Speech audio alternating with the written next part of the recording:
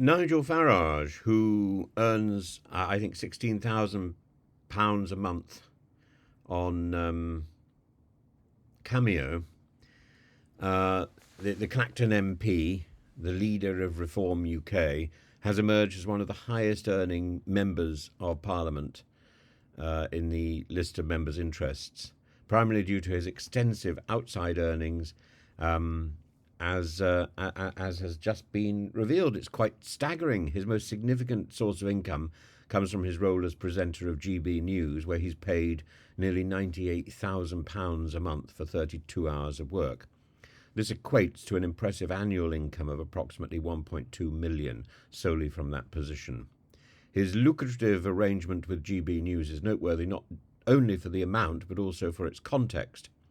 Despite his role as a politician, he's able to maintain a prominent media presence, and this has sparked controversy, especially given that Ofcom, the UK's media regulator, has found GB News to have breached broadcasting rules on impartiality multiple times.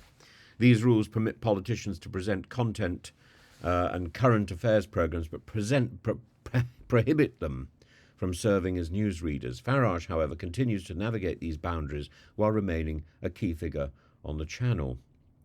In addition to his earnings from GB News, and I'm not saying that Farage isn't worth watching. He's actually one of the better presenters on GB News, unlike Lee Anderson, who is hopeless.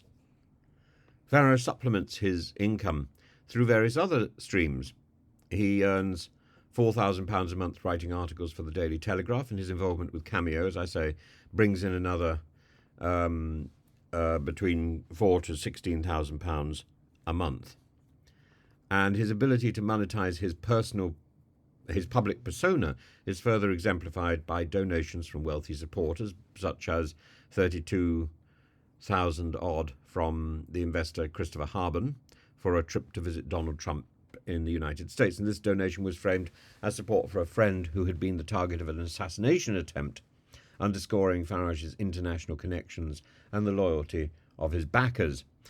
Moreover, Farage's attendance at public events is often funded by donors. For instance, he received £9,000 odd from George Cottrell to attend the National Conservatives Conference in Brussels, reflecting the high level of financial support he enjoys from like-minded individuals.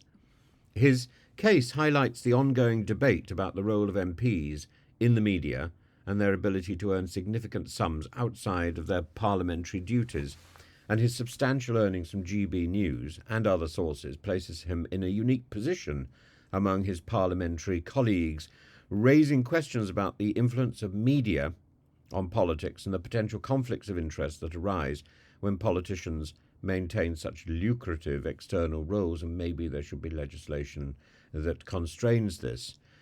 The discussion becomes even more relevant when considering the earnings of his party colleague Lee Anderson, who is paid £100,000 annually by GB News for only 8 hours work per month.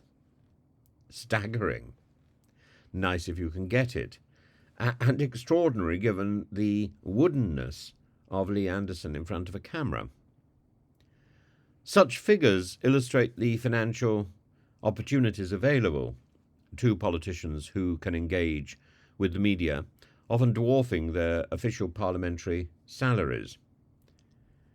Farage's financial success as an MP is largely due to his strategic engagement with media platforms like GB News, where he earns such substantial figures, and his case underscores the broader issues surrounding MPs' outside earnings, media influence, the potential conflicts of interest that arise when public servants are also made media personalities. But isn't it interesting that almost all of the current concerns about the outside media earnings point to a link with GB News?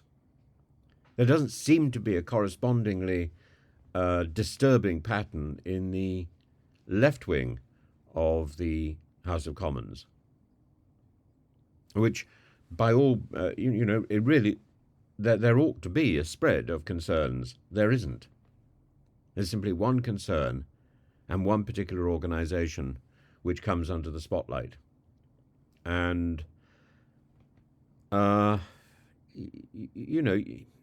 I would much rather see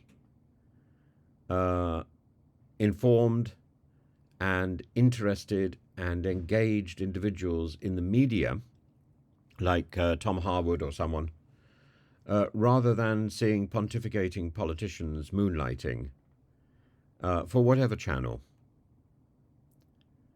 And maybe something like GB News should be nurturing its own talent rather than creaming off the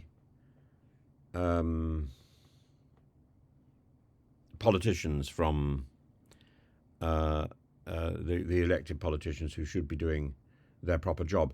I wonder how the people in Clacton respond to this, because we now need to have to start asking how many letters has Nigel Farage responded to, how many